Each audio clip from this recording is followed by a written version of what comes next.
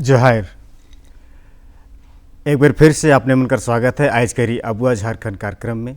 और आज कर परिचर्चा कर विषय है आज कर संदर्भ में नागपुरी भाषा, संस्कृति और साहित्य और कर चुनौती।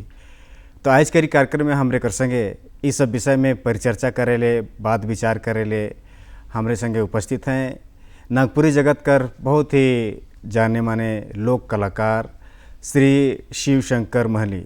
बहुत बहुत स्वागत है अपने कर। जोहार।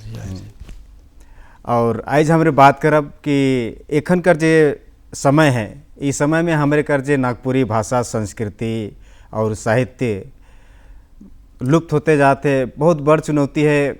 माने आदमी से, आम आदमी से जे नागपुरी भाषा भाषी हैं उकर से थोड़ा कटते जाते हैं हमरे कर भाषा, साहित्य, संस्कृति थोड़ा दूर होते जाते हैं। तो कैसे उके हमरे बनाए के रखब, आदमी के कैसे उकर से जोड़ के रखब, यह सब विषय ले चलू बात करीला। हमरे कर बीच उपस्थित हैं श्री शिव शंकर महली जी। बहुत बहुत स्वागत है अपने कर आज करी अबुआ झारखंड कार्यक्रम में।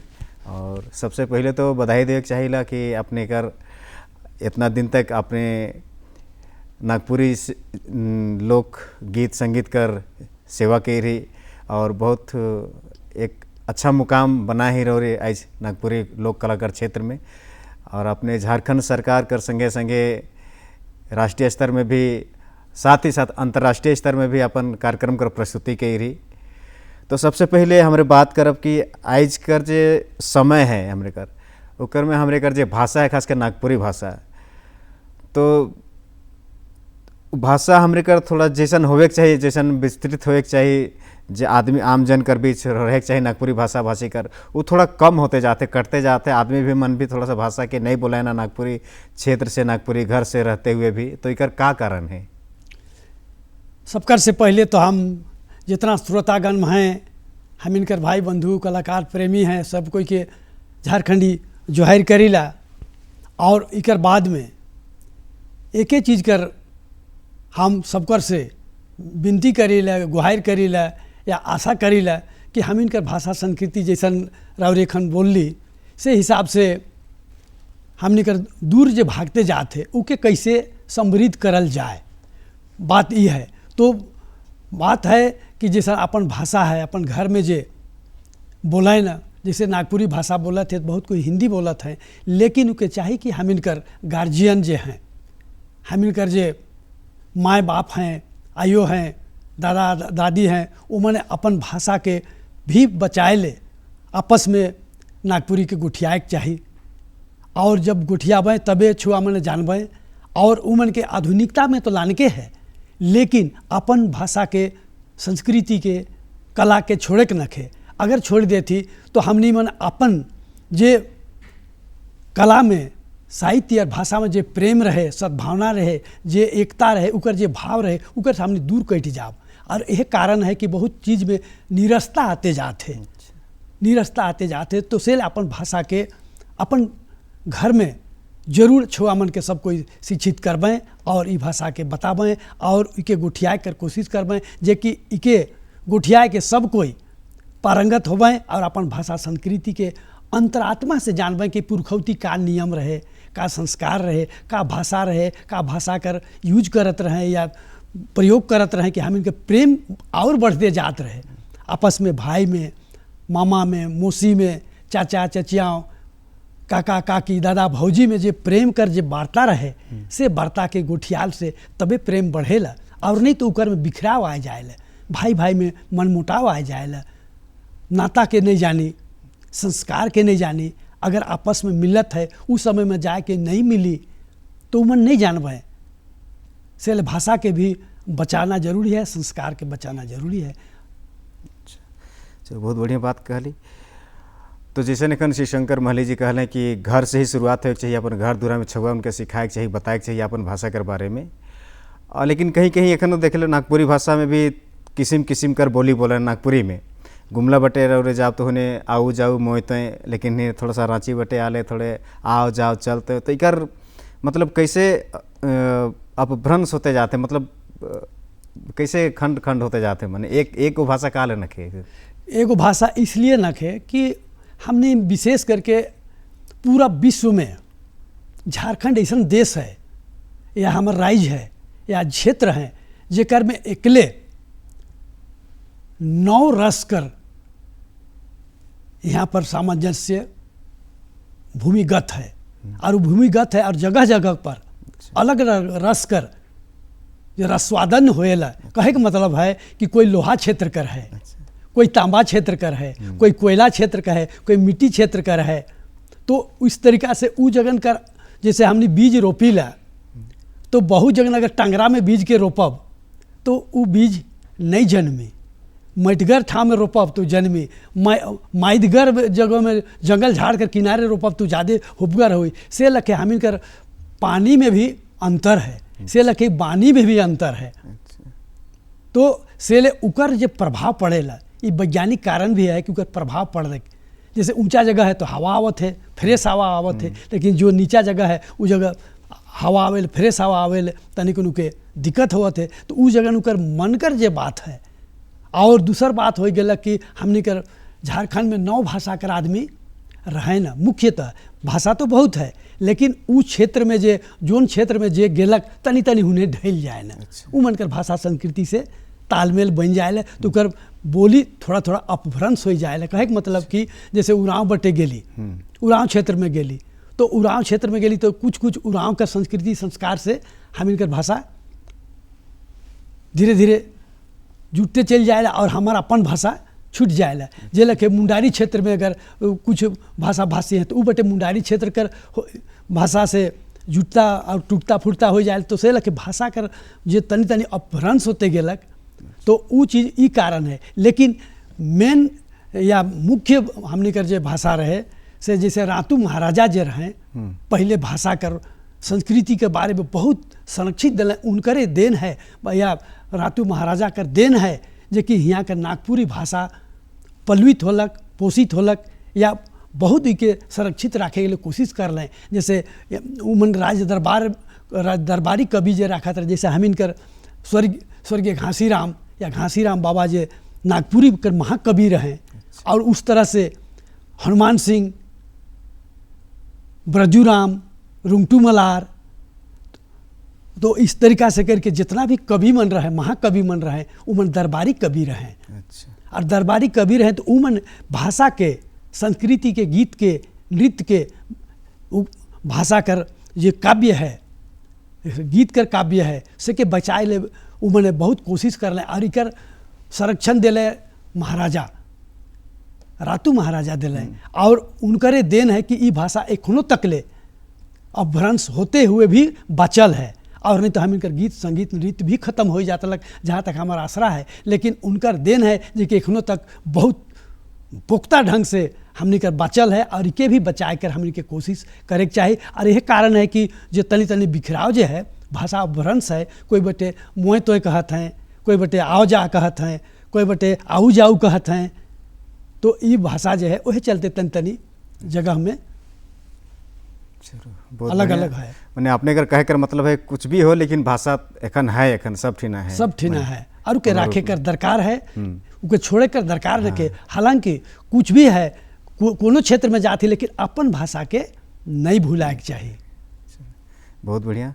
तो रोरे जैसे एखन नाम ले ली महाकवि घासीराम महलीकर, और तो बुझा लगे रुझान अपने और अपने सब जाने न कि माने मल्टी टैलेंटेड जिसे कहें न एखन के युग में बहुत माने बहुत कला से अपने मन से का कहल जाए कि समाहित है। और में गीत गोविंद, नाचना गाना बजाना सब चीज़ में। तो जैसे नाम ले थोड़ा सा गीत गोविंद तो हमारे कर दर्शक मन भी आसरा करत हो कि कम से कम 1-2 गीत तो हम उम्मीद करेला कुछ 1-2 गीत तो पहले सुनाए दो तनिकुन। तो देखो कहे का मतलब है कि हम इनकर महाकवि घासीराम जे रहे अपन भाषा के कैसन गीत में लय में लयबद्ध कर रहे हैं और वो भी आध्यात्मिक ज्ञान से जोड़ते हुए कैसन कर रहे हैं। जो कि हम इनका प्रथम पूजित गणेश जी हैं तो कि नागपुरी भाषा कर कितना ढंग से उनकर काव्य रचना कर रहे हैं। तो उनकर बारे में हम उनकर स्वर्गीय घासीराम बाबा कर एक नागपुरी गणेश वंदना के राग दोहरी डमकच में कैसन चरण बंद कर रहे हैं से के बताती। श्री गणपति गजा बदनाय उदार हो, श्री गणपति गजा बदनाय उदार हो, चरण पंकज रज बंदहु बारे बार करुणा करु, हरू उर अंधकार करुणा करु, हम निपट गाँवार करुणा करु, हम निपट गाँवार करुणा करु, हरू उर अंधकार करुणा करु। तो कहे का मतलब है कि गणेश जी से घासीराम आराधना करते हैं कि हे प्रभु रावरे हमर जहन में जे अपन अंतरात्मा में जे कुनीति है या कुभाव है उसे के दूर कर दो, दूर कर दो। तो आराधना करते हैं और नागपुरी भाषा कर शब्द में ही चरणबंद कर रहे हैं। तो इस तरीक़ा से बाबा घासीराम चरणबंद कर रहे हैं। तो कितना पुख्ता ढंग से चरणबंद कर रहे हैं, सही चलते और यह चलते उनके मान्यता भी वहाँ राज दरबारी कवि कहल गेलक उनके, और उनका हजारों गीत नागपुरी भाषा कर हर राग रागनी में है, हर राग रागनी में है। तो मन देख ली सुन ली कि कितना मतलब शब्द में शब्द कर चुनाव कितना बढ़िया है, पहले एकदम मीनिंगफुल कहल जाए मैंने होत रहे गीत गुन। तो बहुत बढ़िया लागलक अपने कर। और अगला हम बात करब और से सवाल है कि एखन कर जो नवा पीढ़ी है एखन कर वो मैंने अब भाषा के लेके थोड़ा सा जागरूकता मन में नखे, मैंने पढ़ा था परिवार से होते हुए भी भाषा नागपुरी भाषा के उतना उकर बटे झुकाव नखे। तो कैसे उनके जोड़ सकेला नागपुरी हमारे नागपुरी भाषा से हमने पढ़े लिखे ले या फिर कुछ उकर बारे में कुछ तो गहन मंथन करे पड़ी। और विशेष करके हम इनकर जे गार्जियन हैं, छुआ मन कर जे गार्जियन है, विशेष उमन के विशेष ध्यान देवल जाए, इसलिए कि माँ और बाप प्रथम गुरु हुआ ना। अच्छा। घर में अगर छुआ जन्मेला उकर बाद में जब पलवित पोषित होएल तो माए बाप पोषे न, उकर बादे गुरु जगह भेजे न। तो माए बाप असल गुरु माए बाप है कहें। तो माए बाप ही उमन के ज्ञान कर बोध करावें, भाषा कर बोध करावें। तो उनकर झुकाव के अपन भाषा में आधुनिकता में तो लानके है। काले कि अगर हमने अगर पहले पैदल चलत रही, लेकिन अगर हमके दिल्ली जाए है तो हवाई जहाज कर प्रयोग करके पड़ी। अच्छा। तो से लखे है पहले हमने करिया पिंधत रही, पुतली पिंधत रही, लेकिन एखन कर जे जुग अलग से हिसाब से जीत जाट में रह है, लेकिन अपन भाषा के भी नहीं भुलाए है। अंग तो हमार ओहे है, अंग वस्त्र बदल गेलक, मन बदल गेलक, लेकिन तन तो ही है और मन तो ही है। तो से ले हमनी कर गार्जियन मन के विशेष ध्यान देवे के चाहिए। और इकर में आधुनिकता के तो लानत है या अपनात हैं, लेकिन अपन भाषा में जे मिठास है, अपन भाषा में जे गुण है, वो गुण आधुनिकता में नखे। इसलिए कि हम इकर पहले चर्चा कर चुकली कि भाई आधुनिकता में है रहे, लेकिन नीरसता है।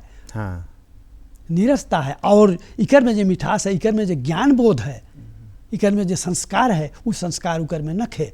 असेल अपन भाषा और संस्कृति में इतना मिठास है, एकता है, प्रेम है, सद्भाव है, नाता में ही एक जोड़ल जाए। जैसे बहुत कोई एखन अंग्रेजी में कही देते अंकल, तो अंकल कर मतलब हमनी मन के कहते हैं खाली चाचा, अंकल कहते, लेकिन नहीं, अंकल सब कोई अंकल कह देते हैं। लेकिन एखन हम इनके नागपुरी भाषा में उसन कहल नहीं जाए, उकर में नाता कर बोध है।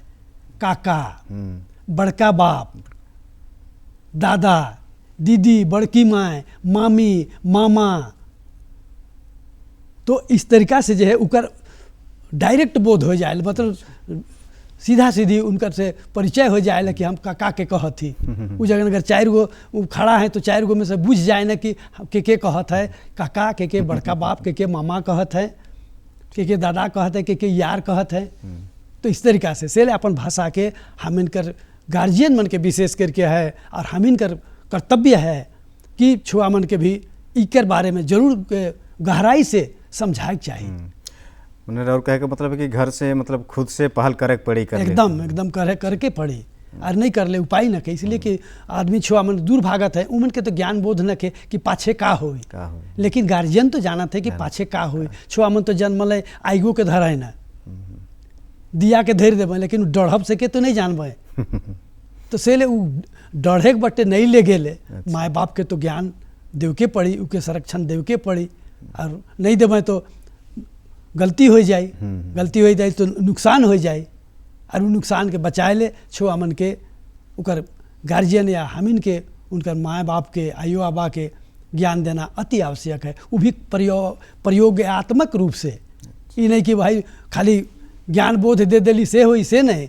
उके अगर बहुत ही जगह होत है कि आदमी दूर दे देते हैं पढ़े ले जावे तो है, अब हुआ उ जगह उकर माँ बाप है न है, उ जगह जैसन संगत पावत है उस तरीका से अपन के ढालत है छुआ मने, तो उ मन के घर से दूर भागत है। जैसे शादी ब्याह है, ऊपर भी संस्कार है, जे पर पूजा है पाठ, ऊपर भी छुआ मन के बोलाए चाहिए।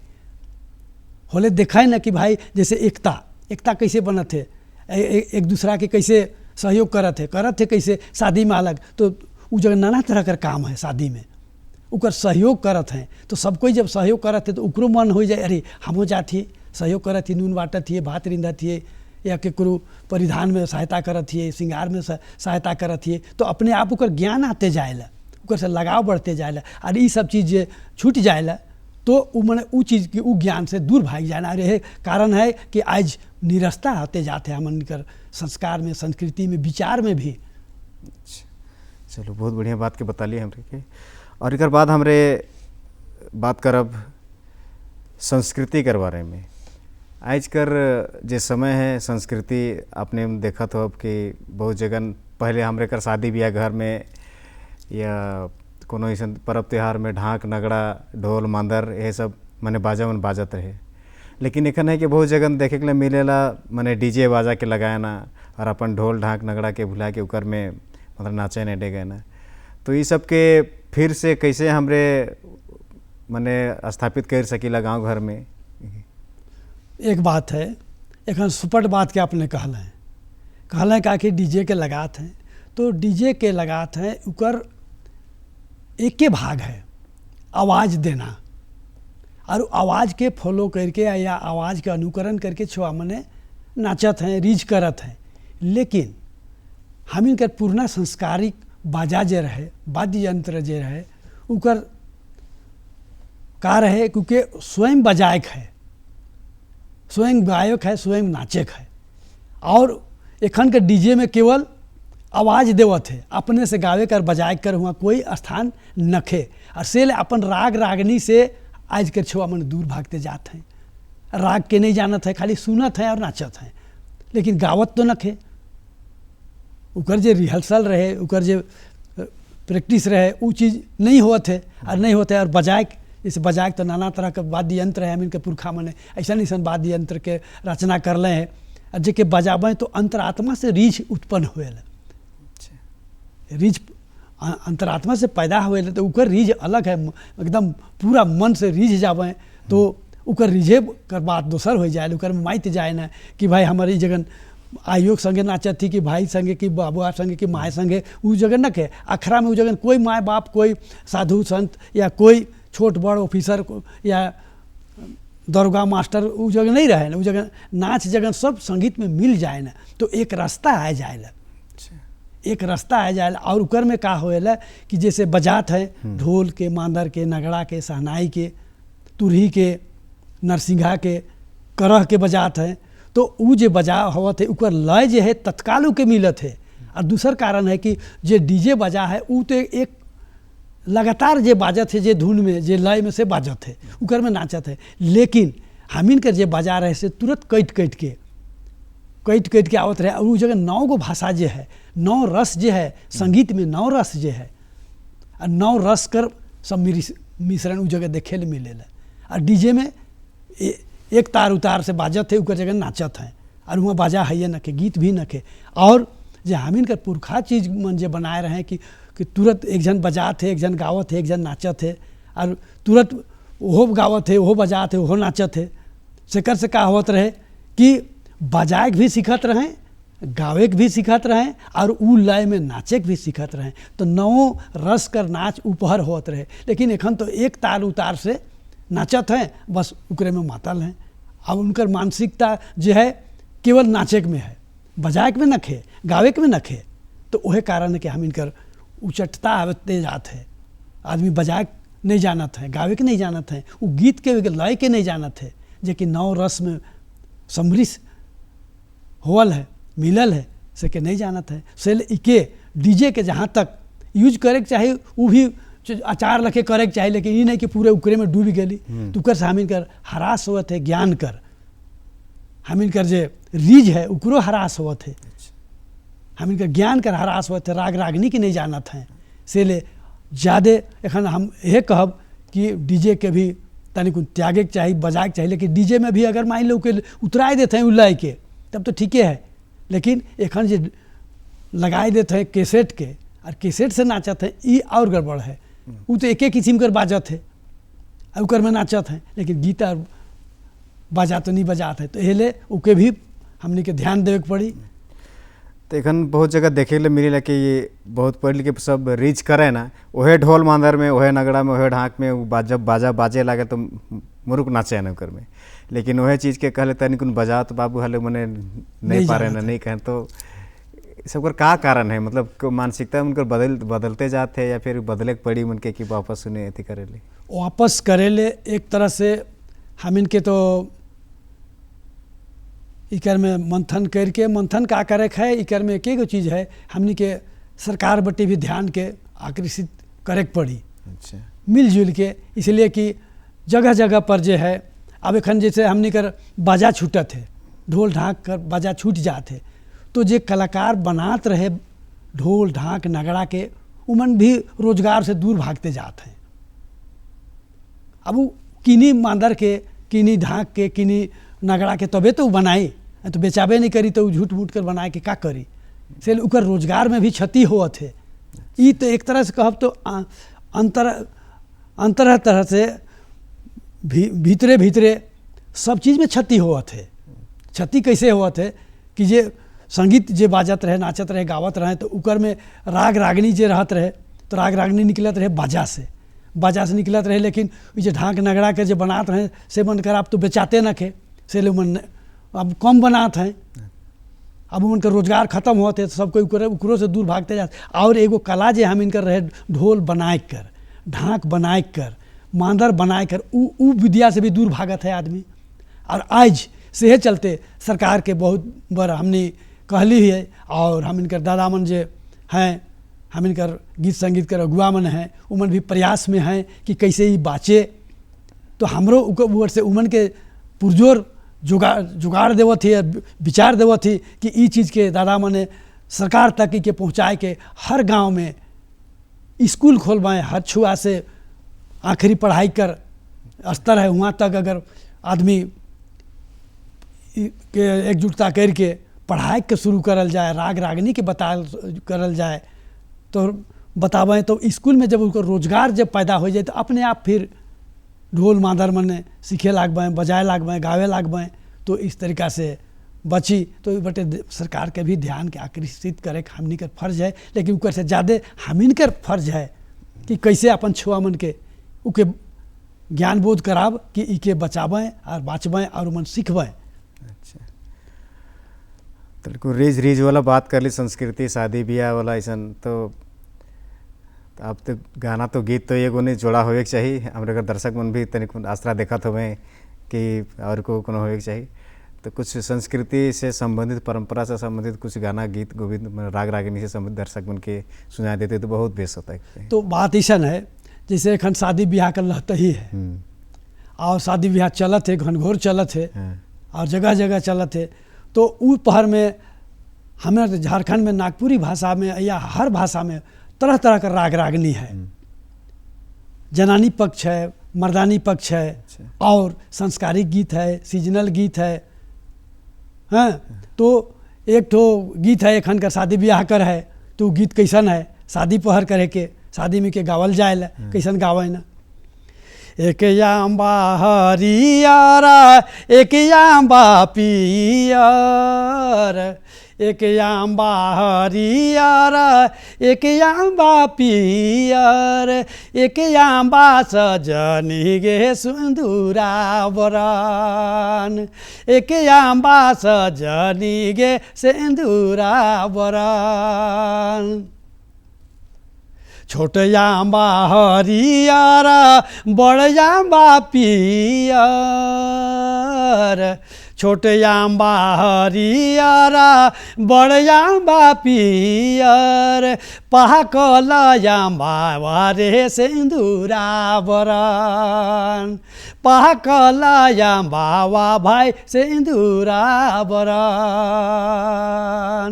ती शादी पहर में गावल जाए तो हर तरह का राग रागनी है, तो इके जब तक छुआ मने नहीं जाबें शादी ब्याह में नहीं जाबें इस चीज़ की, तो एखन अपने जे कहलें कि बहुत चीज़ छूटते जाते झूठी कैसे नहीं, जो जैसे एखन आधुनिकता हिसाब से अगर शादी ब्याह करबें समय नखे कही के, तो ऊ पहर में इस सारा संस्कार गीत जो है नेग कर गीत जो है नेग कर बाजा जो है नेग कर भाव जो है सब छूटते चल जाए और सब छुआ मन भुलाते चल जाबें। हमके चाहिए कि ठीक है हमार जगह समय कर कमी है, लेकिन फिर भी ई रस्म के जैसे उनका नेग है वो हिसाब से कुछ तो समय के पाबंद करते हुए ई चीज़ के बरकरार रखे, ई चीज़ के जरूर हम इनके प्रयोग करे के चाहिए, बताए के चाहिए, गावे के चाहिए, बजाए के चाहिए और नियम नेग के नहीं छोड़े के चाहिए। ठीक, चलो बहुत बढ़िया बात के बता ली और गाना भी बहुत सुंदर गीत के भी सुना ली।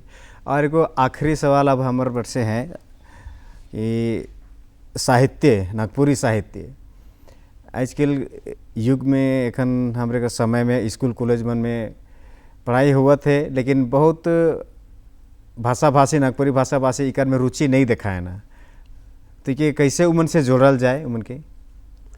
देखो मेन बात है कि कैसे जोड़ल जाए, एक तरह से पेट कर जला जो है बहुत कठिन जला है के। अच्छा, एखन कर युग में पेट कर जला में सब कूदत हैं, रोजगार अगर जगह जगह है जे एखन पहले के हम पुरखा मन या दादा मन कहले जे नाची से बाची, लेकिन एखन उल्टा हो जाते जे बाची से नाची।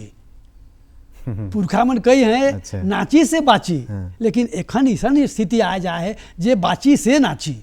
कहे का मतलब है कि पेट कर जला में सब कोई हिने हुने कूद मोरत हैं, समय नखे गावे ले बजाए ले नाचे ले, लेकिन अगर रोजगार अगर इकरे में अगर रोजगार सृजन हो जाए, गावे के बजाए के नाचके में अगर रोजगार सृजन हो जाए, तो अपने आप जितना जनता है जितना भी छुआमन है सब अपने आप गाना बजाना नाचना के सीखे के लागबें, इसलिए कि स्कूल खुल जाए।